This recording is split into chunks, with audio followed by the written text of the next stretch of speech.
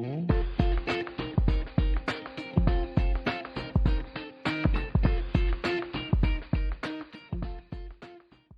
des outils fondamentaux de l'amélioration continue de la qualité est le Run Chart. Il s'agit d'un outil graphique très simple qui vous permet de comprendre la variation de votre processus au fil du temps. Sur l'axe X, on retrouve vos données disposées dans un ordre chronologique. Par exemple, semaine 1, 2 ou 3, ou encore février, mars, avril. Sur l'axe Y, on reporte la mesure que vous souhaitez suivre et on va l'appeler M, pour mesure d'intérêt. Cela peut être un nombre de chutes, un taux d'observance à l'hygiène des mains, le temps d'attente moyen aux urgences ou toute autre mesure que vous souhaitez améliorer. Cette mesure d'intérêt peut être un rapport exprimé en pourcentage, une comptabilisation d'événements, le temps écoulé entre deux événements ou toute autre forme de mesure. Vous disposez ensuite vos données dans un ordre chronologique et vous reliez les points avec une courbe. Vous pouvez maintenant commencer à interpréter ce graphique. Comment allez-vous faire? Eh bien, voici une série d'étapes simples à suivre. La première étape consiste à tracer une courbe centrale au milieu des points tracés. Cette ligne centrale est appelée médiane. Il s'agit de la valeur qui permet de couper en deux l'ensemble de vos données rapportées dans votre graphique. Par exemple, pour ce jeu de données, vous devez trier vos mesures dans un ordre croissant ou décroissant et regarder la valeur qui coupe vos données en deux. Dans ces données triées par ordre croissant, c'est la valeur 6 qui coupe les données en deux, ce qui veut dire que la médiane est égale à 54%. Vous avez vos données tracées dans le temps et votre courbe centrale appelée médiane. Il vous faut maintenant des règles pour interpréter ce graphique que l'on appelle Run Chart. La PAC vous propose 4 règles simples pour analyser les variations que vous pouvez observer dans vos données. Ces règles sont un changement dans vos données, une tendance dans vos données, trop ou pas assez de run, et enfin un point astronomique. Voici donc une petite explication rapide de chacune de ces 4 règles. Pour illustrer ces règles, prenons un cas concret d'une équipe qui souhaite améliorer l'observance à l'hygiène des mains. Une fois par semaine, une personne observe pendant 1 heure les opportunités qui se présentent dans une équipe de soins et notifie lorsque celles-ci sont respectées. La mesure rapportée dans les Run Charts correspond au pourcentage d'actes d'hygiène des mains observés par rapport à l'ensemble des opportunités d'hygiène des mains rapportées. Un changement dans vos données se produit lorsque vous avez beaucoup trop de points consécutifs au-dessus ou en dessous de la médiane. La règle est simple. 6 points consécutifs au-dessus ou en dessous de la médiane est une indication d'un changement dans vos données. Avant cette série de 6 points, les variations dans ces données étaient distribuées aléatoirement de part et d'autre de la médiane. Et puis, tout à coup, vous avez 1, 2, 3, 4, 5 et 6 points au-dessus de la médiane. Cette situation est la conséquence d'une distribution qui n'est plus due au hasard et qui marque un changement non aléatoire dans vos données.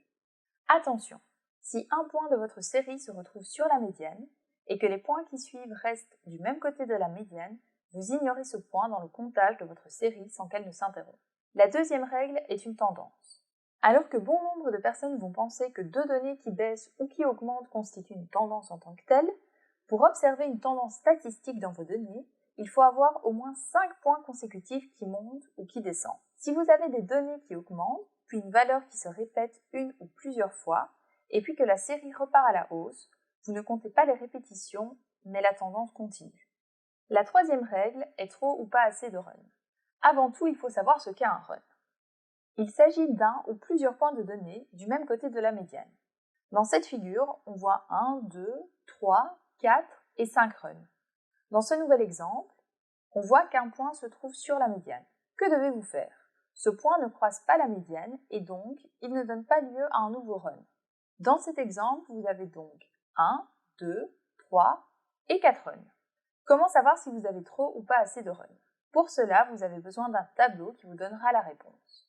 Vous allez d'abord regarder le nombre de points de données que vous avez dans votre graphique et qui ne tombent pas sur la médiane. Par exemple, si vous avez 17 points de données qui ne sont pas sur la médiane, vous n'avez pas assez de runs en dessous de 5 et vous en avez trop au-dessus de 13 runs. Si on revient à notre exemple concernant l'observance à l'hygiène des mains, on voit dans ce run chart 1, 2, 3, 4 runs. Nous avons au total 18 points. ce qui signifie qu'en dessous de 6 runs, on observe un signal dans vos données. Dans ce graphique, on observe 1, 2, 3, 4 runs. Cela traduit donc des variations non aléatoires qui marquent un changement significatif dans vos données. Enfin, la dernière règle est celle d'un point de vos données qui est astronomique. Cette règle ne repose pas sur des principes statistiques comme les 3 précédentes, mais elle fait appel à votre jugement ou à celle de l'équipe impliquée dans le projet d'amélioration. Vous devez faire appel à l'observation des points. Vous observez les variations de vos données et tout d'un coup, bang, vous avez ce point de variation extraordinaire et vous vous demandez pourquoi. Cela peut traduire 2 choses. Soit vous avez recueilli de mauvaises données qui n'ont pas été collectées comme il était prévu de le faire et qui expliquent que ce point ne tombe pas là où la majorité des autres se trouvent. L'autre explication est l'existence d'une cause spéciale qui explique ce résultat. Par exemple, il peut s'agir d'une semaine de congé où la majorité du personnel observé est intérimaire ou stagiaire.